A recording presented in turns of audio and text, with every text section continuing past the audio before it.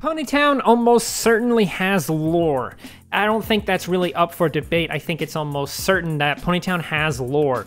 But the question is, what is the lore in Ponytown? We've talked about that before in many other videos, but today I want to talk about some of the features and things in the game that imply lore. Starting, of course, here with the calendar. The calendar, of course, is in the library or whatever like that.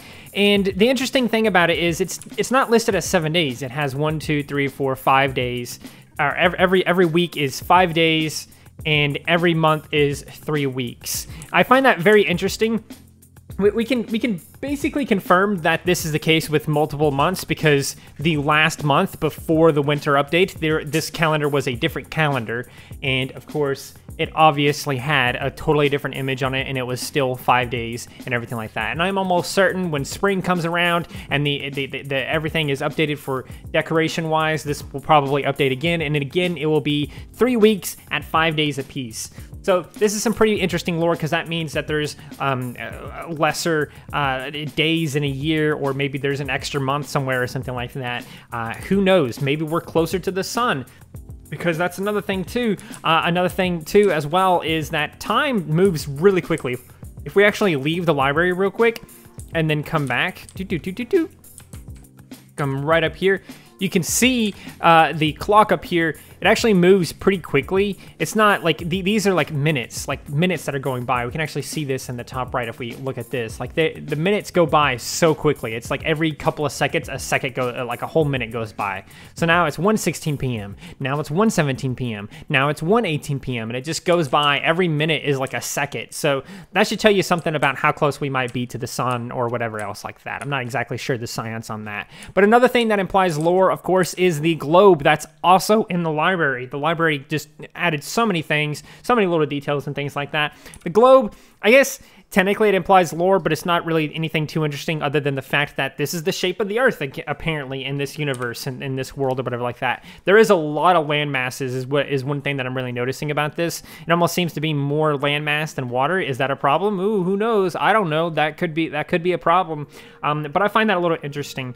And again, in addition to all that stuff, if we actually leave the library again, there's something else that we can find outside the library that again kind of implies some form of lore. Because if we go over here to the garden area, we have a couple of things here. So we have these little purplish looking pinkish plants thing here. It says experiment, glow pod. And then if we come over here and look at this, experiment, growing crystals. So this implies that crystals might even be able to be grown in the game. So basically this experiment growing crystal implies that crystals can be grown.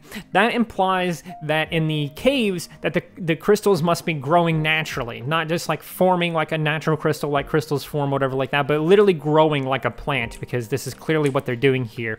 And it seems to have other plant-like qualities because again we have the glow pods, which seem to be some combination of crystals with plants, creating this new experimental plant, a glow pod, which is a very interesting bit of information there, because again that implies that these crystals have more properties than we originally thought, other than the fact that they can kind of glow and they're kind of pretty or whatever like that. Another thing, if we come way up here, it's actually pretty close to spawn, so I'm going to disable chat messages. That's right, I have to disable chat messages whenever we go over there, because of course I do. What else would I do when I'm going over to spawn? So over here, nearest to spawn, you have this jack-o'-lantern, which is here year-round. No matter what, this jack-o'-lantern is here 100% of the time. This kind of has some potential lore implications. What does it mean? Why is there always a pumpkin here 100% of the time? Why is it always a jack-o'-lantern? Why does it never rot? Why does it never go away? I don't know. There's endless questions here. Why is it here? Maybe it's here for some kind of lore-based reasons, but I don't think we'll ever know. Next up and last up, we have these rock circles. These little rock formations, you can find them pretty much everywhere in the game. They're all over the place, all over the map. This is one of my favorites because it's a little bit smaller and it's right next to the marketplace, right underneath the drugstore. I mean the weed shop. I mean the nursery with all the plants and shit. It's right below that. So you have just this circle of rocks that are doing something. I don't know what they're doing, but they're there, and it's a strange formation. definitely put there by ponies or something, but you don't just find them there, you find them all over the place, such as down here. So let's go over here real quick, because right over here you have another rock formation, another stone formation, with also a bunch of presents all over the place, because of course, almost no one's really collecting them, except these two people, I guess. But these are a bigger stone formation. There's a lot of stones here. It's a much bigger circle with one in the middle. And there's things like this all over the place. If I'm not mistaken, there's another one down here somewhere. Okay, well, I could have sworn there was another rock formation over here in the top right of the map, but I guess not. Maybe it used to be? I don't know. But it's not there, but you can find them in those two locations that I listed off before. What did those rock formations mean? What are they? Were they put there by ponies to mark something? Is it like some kind of equivalent of crop circles or something like that?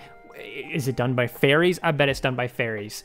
But yeah, there you have it. Those are 5 different things that are in the game that sort of seem to imply some kind of lore that we haven't talked about before in the past, because there's other ones too, like the shipwreck or whatever else like that, that I've shown before in the past. But these are some that imply lore, but might not be lore themselves. Let me know in the comments below what you think the rocks are all about, or what any of these other things are about. And yeah, hope you guys enjoyed. If you did, please do consider liking, subscribing, sharing, and doing all of those wonderful things like that. Because when you do wonderful things like that, not only do you get access to wonderful content such as this, but you also get to become wonderful yourself. And I think we all want that. So do those wonderful things, and until next time, stay wonderful.